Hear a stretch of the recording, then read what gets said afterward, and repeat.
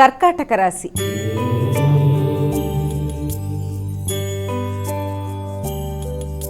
అమ్మ, కర్కాటక రాశి వారికి ఎలా ఉంది రోజు? కర్కాటక రాశి వాళ్ళకి మీ వ్యక్తిగత ఆరోగ్య విషయంలో శ్రద్ధ తీసుకుంటారు. దానికి సంబంధించిన ఖర్చులు, ఆధ్యాత్మిక ఆలోచనలు, పుణ్యక్షేత్ర సందర్శన, కొత్త ప్రదేశాలకు వెళ్ళడానికి ప్రయత్నాలు చేయడం, సంతాన వర్గంతో కలిపి కొత్త నిర్ణయాలు తీసుకోవడం, వారి అభివృద్ధి కొరకు విశేషంగా ఆలోచనలు చేయడం, వారితో పాటు కొత్త నిర్ణయాలు చేయడం, వారి యొక్క విషయాల్లో సంపూర్ణంగా మీరు సపోర్ట్ ఇవ్వడం, వృత్తిపరమైన అభివృద్ధి కొరకు నూతన ఆలోచనలు చేయడం. సింహరాశి.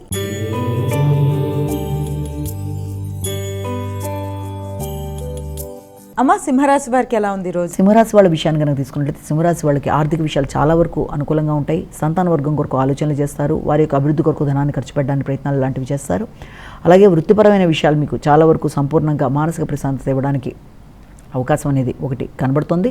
సంతానం, పెట్టుబడులు, వారి అభివృద్ధి, దాని కొరకు చేసే ప్రయత్నాలు, వాటి నిర్ణయాలు, వాటికి సంబంధించిన అభివృద్ధి మొదలైన వాటి కొరకు అధికంగా దృష్టి కేటాయిస్తారు. ఇష్టపడిన వ్యక్తుల కొరకు కూడా ధనాన్ని ఖర్చు పెడతారు. విందు వినోదాలు లాంటి వాటిలో పాల్గొనడానికి కూడా ఆలోచనలు చేస్తారు. కన్యా రాశి.